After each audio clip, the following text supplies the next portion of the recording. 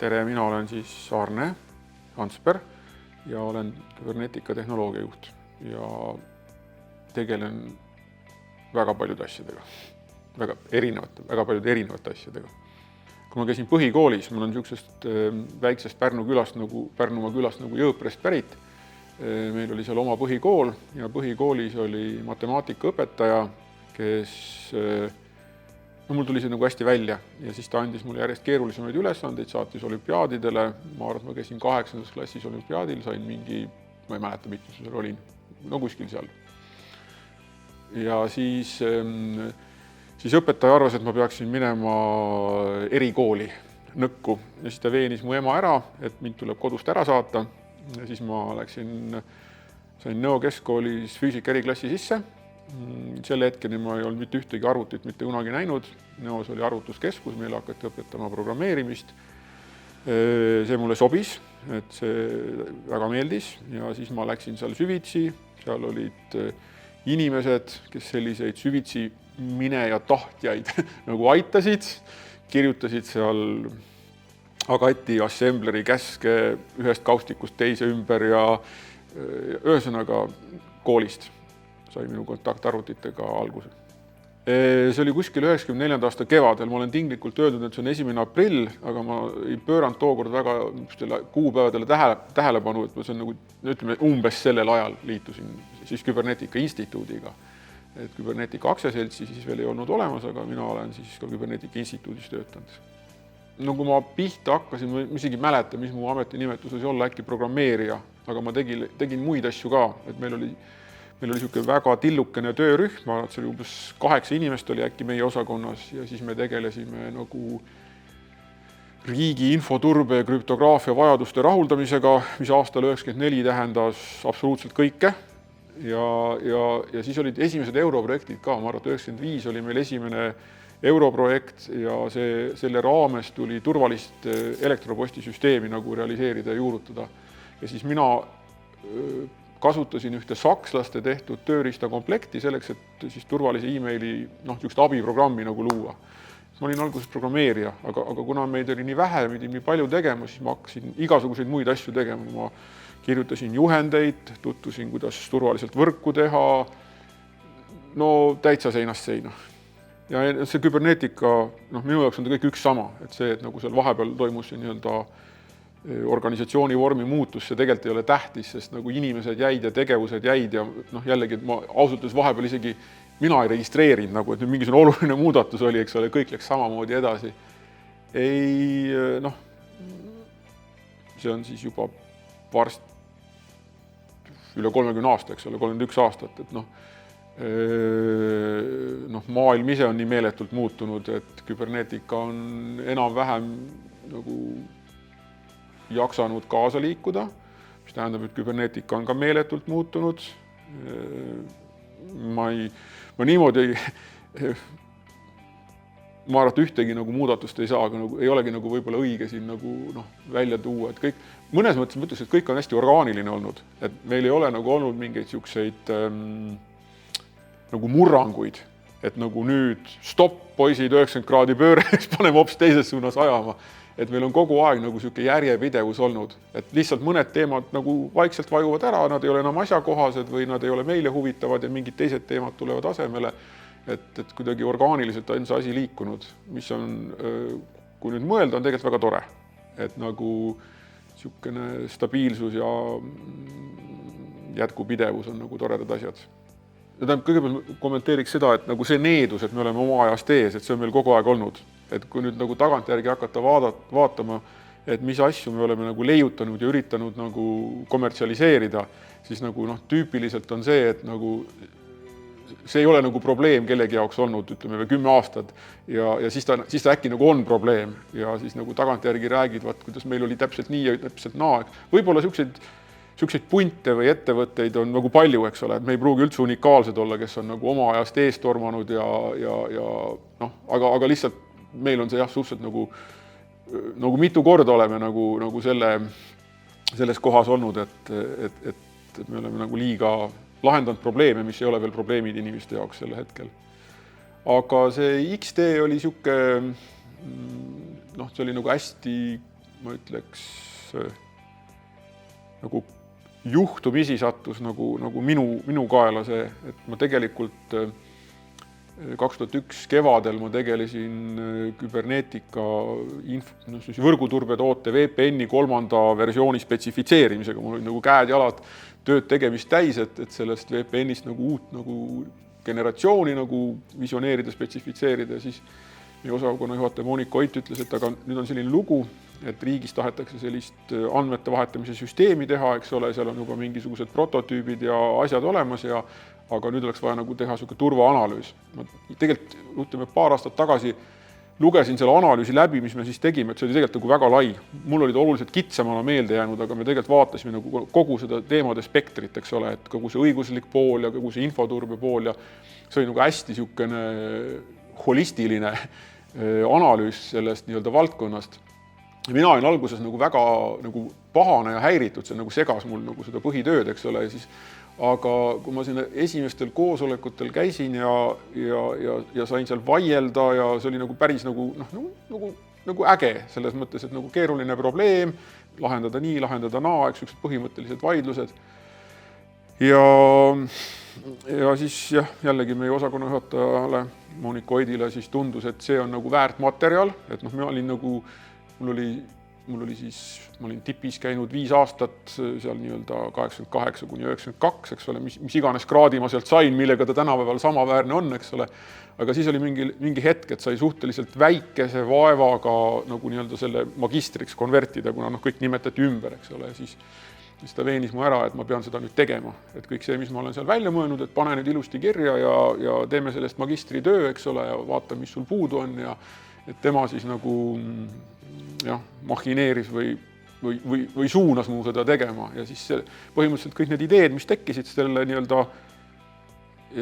XT planeerimise, projekteerimise käigus, eks ole, need ma siis üritasin mingiks konsistentseks looks kirjutada, seda tehes muidugi tuli veel teemasid juurde, eks ole, et see tegelikult see analüüs, mis me tegime selle XT kohta ja see, mis on minu magistritöö, et magistritöö on märksa laiem ja veel rohkem edasi vaatav asi olnud. Aga see 2001 oli super aasta selles mõttes, et siis oli niimoodi, et samal ajal paralleelselt toimus ID-kaardi loomine, eks ole. 2002 jaanuaris anti esimene ID-kaart välja, 2001 me tegime XT-d, 2001 läks tootesse. Siis ma ise tegin magistri sinna vahele, siis oli veel mingid asjad, eks ole, mingi meeletu andmine käis, et see oli täpselt ja ma mõtlen, kas see oli 2001 või 2002 me tegime siukse analüüsi digiallkirja juurutamine riigisektoris oli siuke väga holistiline värk, eks ole, et kuidas seda XT-d kasutada, kuidas digiallkirja kasutada, ID-kaarti kasutada, kuidas need asjad omavahel kokku lähevad ja mitte lihtsalt niimoodi ebakonkreetselt, meil oli jumala konkreetne plaan, et kõigepealt teeme selle peale teeme selle ja siis oli ajakava oli ka. Kui täna vaatan seda ajakavat, see oli täiesti crazy, vähemalt suurusjärk liiga optimistlik, aga siis kõik oli siuke teistmoodi ja metsikum ja kiirem ja üks aasta oli ikka väga pikk aeg, ikka väga palju pikem aeg, kui ta praegu on. Et jah. Mul on õnn on igasuguseid ideid anda, mida siis inimesed on edasi kandnud. Et selle XT juures on ka tegelikult niimoodi, et ma genereerisin päris palju ideid. Ma aitasin neid ideid maha müüa, et see sama 2001 suvi oli see, et mäletan, et ma käisin siis oli veel see super andmebaasi loomine ja Imre Perli ja isikuandmete kaitse, need olid ülikuumad teemad. Ja siis ma käisin igasugustel seminaridel ja rääkisin, et mida me teeme ja miks see ei ole super andmebaas ja kuidas see on parem ja kuidas see kaitseb ja nii edasi. Et ma tegelesin seal ideede loomisega ja müügiga, aga natuke ka sellist süsteemi taseme arhitektuuri ja võib-olla isegi inimeste julgustamist ja neid kastist välja lükata, eks ole, et see kastist välja minek oli hästi kõva teema seal. Aga ma ise väga palju sinna kätt juurde ei pannud, et programmeerisid teised inimesed, seda praktilisi asju tegid teised inimesed ja see oli väga tore, et see tiim oli suur. Me tegelikult kraapisime mingit oma olemasolevat asja kokku, kuidas see on siis refurbished, eks ole, et kasutasime neid olemasolevaid tükke selle XT loomiseks ära, et see oli väga äge. et XD on kindlasti võib-olla kõige nagu tuntum, kus minu see just seesama mõte, et ta peab olema hajutatud ja miks ta peab olema hajutatud ja mis on need tema omadused. Aga teistpidi ma arvan, et ma olen Maksu- ja Tolliametile ehitanud tollideklaratsiooni töötamise süsteeme aastast 2003. Et seal ma olin nagu palju rohkem nagu küünarnukkideni selles asjas sees ja see on nagu asi, mida me oleme siiamaani veel jätkuvalt teeme. Ja nende vahel on väga raske valida, ausalt öeldes. Ja see on nagu see, et see deklaratsiooni töötlemise süsteem, see tundub kindlasti niisuguse igava asjana, eks ole, mingi infosüsteem, aga see on nagu päris keeruline, et see süsteem on keeruline, ta on keeruliselt nagu liidestatud, suuremahuline, eks ole, ja seda nii teha, et tegijatel igav ei oleks, eks ole, see on ka niisugune huvitav väljakutse. Et jah, võib-olla need kaks asja need konkureerivad. Selle nagu ajalugu tagasi, et kunagi, kui see Küberneetika Instituudis see töö nagu käivitati, siis see oli nagu Eesti riigi teatud võimekuse loomiseks, mis on see, mida me oleme nagu seda missiooni me oleme siiamaani nagu kandnud, mis sest, et nüüd eraettevõttena, aga see nagu missioon, eks ole, või ülesanne, et olla see nii-öelda kompetentsikeskus krüptograafia infoturbealal ja ajada Eesti asja. Et see on nagu see, mida me teeme, et küber ajab Eesti asja. Tänapäeval erinevates viisides, tänapäeval Eesti asi on suuresti Euroopa asi ja vahepeal ka maailma asi, eks ole, et oleks nagu kuidagi ratsionaalsem ja parem ja ennustatav ja stabiilsem kogu see asi, mis meie ümber on, et see on see, mis me teeme. Et jah. Aga mina arvan, et mina põhiliselt ma aitan teisi inimesi, need, kes mul siin ümber on, nendel nagu hästi tööd teha või nagu ma arvan, et hästi palju minu ajast läheb tegelikult selleks, et mingisuguseid väikseid nagu lükkamisi teha, et mingisugused otsad kokku panna, mingisugune idee kas anda või valideerida või aidata inimestel mingi otsus teha, neid natukene nagu julgustada, võib-olla kuskil neil mingisugune teeots kätte anda või mingid teadmised või mingid sellist asja ja kui nad siis ise nagu edasi panevad, eks ole, see on nagu parim asi, mis ma nagu tean, et nagu et natukene on seda kogemust nagu kogunenud, et ma tean, mis asjad nagu töötavad ja ma tean, mis asjad nagu kipuvad mitte töötama ja siis nagu aidata inimestel nagu näha, et see, mis oleks mõistlik teha, eks ole. Et ma arvan, et enamus, mis mina teen täna, läheb sinna just nagu teiste inimeste nagu juhendamine on päris natuke vale sõna, aga lihtsalt nende siuke selle peale. Üks asi, mis mulle pole kunagi nagu meeldinud, on see, kui nagu mingid asjad nagu lihtsustatakse või müstifitseeritakse ära ja vaata, tänapäeval on kogu see IT on nagu hästi nagu keeruliseks läinud, seal on nii palju kihte, et see, et sul on kuskil all mingid füüsikanähtused ja mingisugused pooljuhid ja siirded ja elektronid liiguvad, eks ole, ja sinna peale on pandud mingisugune 40 kihti, eks ole, riistvarad, firmware'id, operatsioonisüsteemid, virtualiseerimisplatvormid, raamistikud, asjad, eks ole. Ja üks inimene ei suuda nagu seda kõike hoomata, eks ole. Ja siis tehakse lihtsustusi, inimesed nagu hakkavad võib-olla sealt kuskilt ülevalt nendest lihtsamatest ja praktilisematest asjadest pihta ja nad enda jaoks nagu tõmbavad kuskile piiri, et mul ei olegi vaja siit edasi minna, eks ole, et see on nagu mingisugune antud asi mulle ja töötab nii ja naa, eks ole. Et mina soovitaks nagu edasi minna, et nagu see, et sa saad nagu aru, isegi kui sa see, et nagu keegi suudaks nagu ise seda asja nagu teha, et see on ebarealistlik tänapäeval, aga et sa saad nagu aru, et kuidas need asjad, millele sa nagu baseerud, et kuidas need tehtud on, et mis on nagu need kontseptsioonid, sest üks asi, mis ma näen, on see, et nagu kõik on nagu spiraali mööda ringi ratast, eks ole, et tüüpiline asi on see, et sul on mingisugune lahendus olemas, ta on niisugune, alguses on ta lihtne, teda kasutatakse, siis ta läheb natukene keerulisemaks, sest elunõuded on erinevad ja siis ühel hetkel jõutakse ringiga sinna kohta, et uued inimesed tulevad peale ja ütlevad, et kuulge, see on liiga keeruline, meil on midagi lihtsamat vaja ja siis nad ehitavad sellele keerulisele asjale mingi lihtsama asja peale, mis mingid nende erijuhte nagu rahuldab ja siis nad teevad järgmise ringi spiraali ja siis järgmise ja ma ei tea, see on mingi ma ütleks 5-7 aastat on umbes üks niisugune ring, eks ole, ja kui sa hakkad nüüd vaatama, siis tegelikult need samad asjad, mis järjest kõrgemal keerulisuse tasemel on olemas, need on ka see allpool olemas kuidagi lihtsamalt.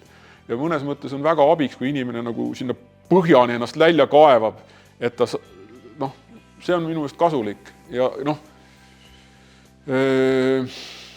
see on kindlasti väga arendav, et nagu see, et sa tead, kuidas asju on tehtud nagu et sa oskad ise nagu selle järgi paremini asju teha ja ma arvan, et spetsialistina selline inimene, kes nagu see tuleb, vahe tuleb just siis, kui sul on nagu eriolukorrad, kui sul on nagu kriis, kui asjad ei tööta, miks nad ei tööta, ma ei tea, siin on mingid arusaamatud veateated, eks ole. Aga see inimene, kes saab aru, kust see arusaamatu veateade saab tulla, eks ole, mis suunas edasi uurida, eks ole, et see inimene on nagu eelisolukorras. Et jah, ma soovitaks küll uurida, et mitte nagu jääda sinna, et meil õpetati koolis, ma ei tea, raamistikud X, Y, Z selgeks ja Z, eks ole, rohkem polegi vaja. Et pigem nagu üritada aru saada, kus asjad tegelikult töötavad. See võis olla mingi 97 aasta, ma arvan, ma käisin TIP-i arvutuskeskuses ja seal oli kuskil kapi otsas oli hunnik IBM-i klaviatuure, mis olid mingite terminalidega kaasa tulnud. Ja siis ma küsisin, kas ma võin ühe endale võtta sealt ja siis öeldi, et võta. Ja siis ma võtsin ta kaasa. See on, mina ei teadnud, sest ma ei mäleta, ma arvan, et ma ei teadnud sellest klaviatuurist nagu midagi, aga see on see IBM M-series klaviatuur. Sellest on tänapäeval nagu kloone või koopiaid, et sisuliselt selle nagu järglast nagu toodetakse. Ja see on niisuguste mehaaniliste klahvidega, mis teevad niisuguse kõrvulukustava klõpsu, nii et ilmselt nagu mitmekesi toas ei kannataks olla sellega. Mulle see klõps nagu väga meeldib ja ta on tõesti nagu vastupidav, et minu oma on tehtud 6. märtsil 1988, see on seal alla ilusti kirjas.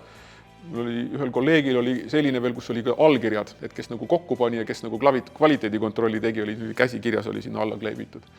Ja see on perfektselt töötanud, et mul on seal mitu adapterit vahele ehitatud, et ta on selle 5-pulgase TIN-pistikuga, eks ole, seal tuli alguses tuli USB 2 adapterist, või tähendab PS2 adapter, USB adapter ja nii edasi, aga ta töötab ilusti, et see on niisugune tõesti hea asi.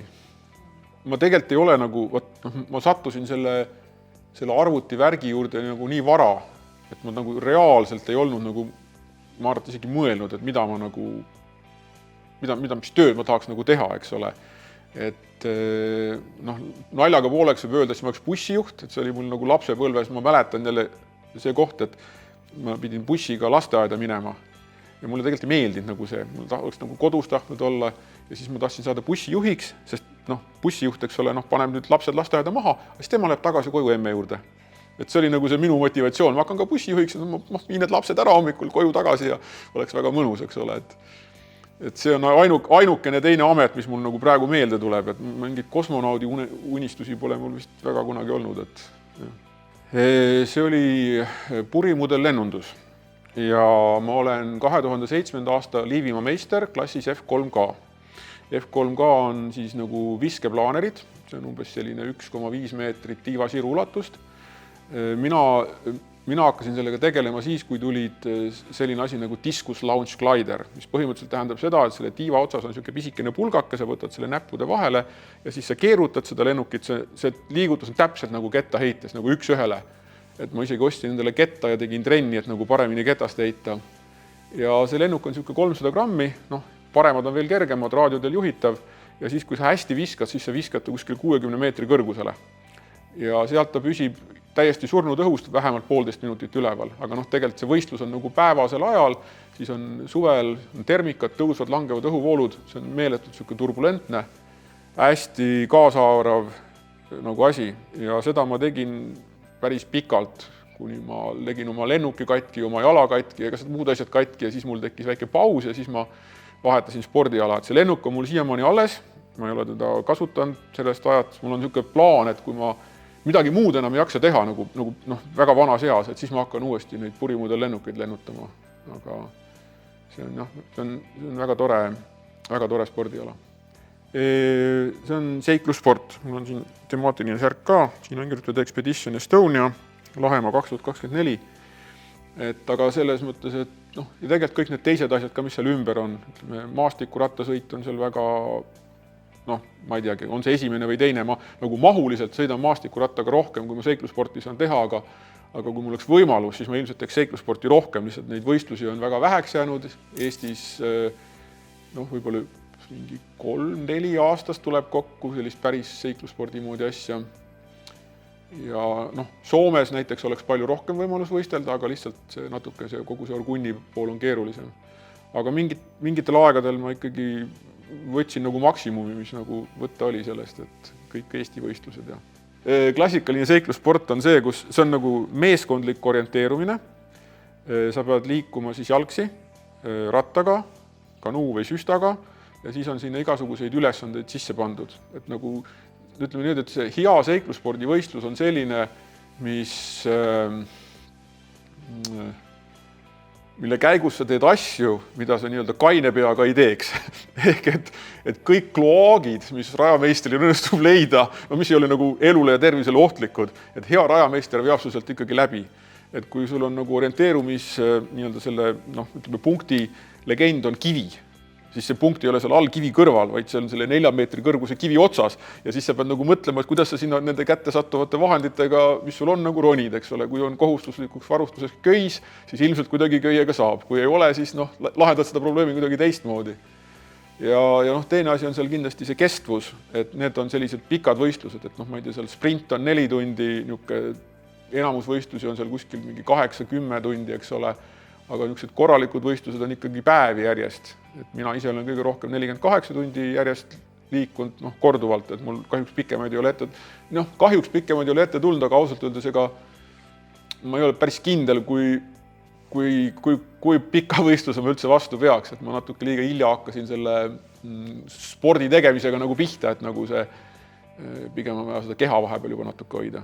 See on nagu, selles mõttes on nagu huvitav, et ma arvan, et mul on enamusvõistlusi mul on nagu meeles, et kui ma nagu Eestimaad mööda ringi liigun, siis ma nagu kogu aeg vaatan, et selle metsa taga on see asi, sealt me läksime niimoodi, mul olid need asjad seljas ja vahepeal tuleb isegi meelde, mida me rääkisime. Et nagu see on nagu, tõesti nagu jah. Ja väga, võib-olla kõige esimene 48 tunni võistlus, see oli siis Ekstar aastal 2014 äkki, ma arvan, see võis olla Otepää.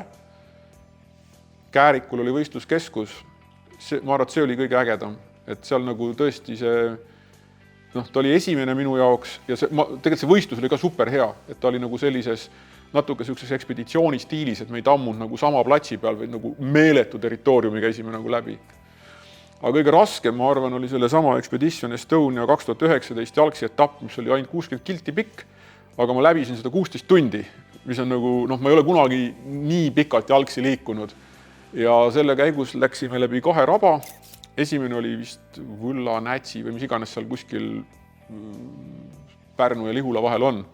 Imeilus. Öösel läksime sisse, siis oli nagu täiesti perfektne hommik, täiesti vaikne päike tõuseb, linnud ärkavad ja siis mina seal liigun seal läbi raba ja siis mingid puisniidud ja Mihkli tammik ja kõik edasi.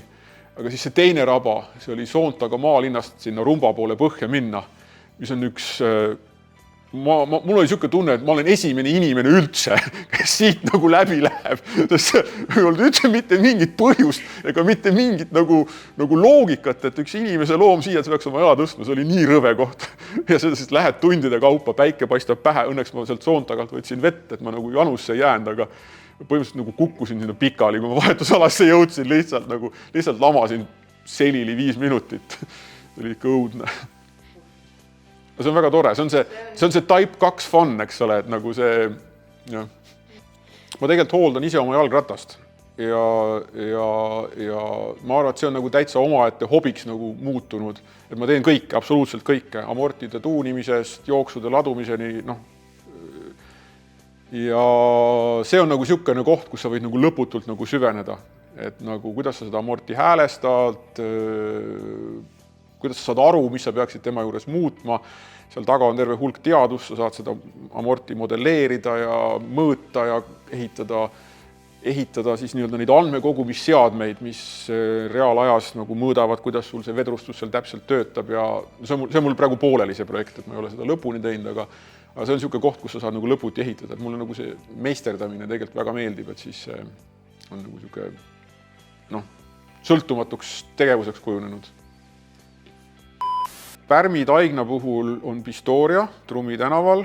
Ma olen suur saiasõber ja ma ei ole kunagi paremat Pärmi Taigna saia saanud.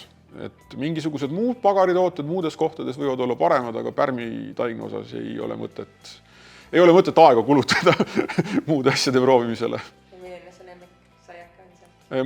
Mooni sai raudselt. Okei, me sellega piirdume täna. Tore. Aitäh!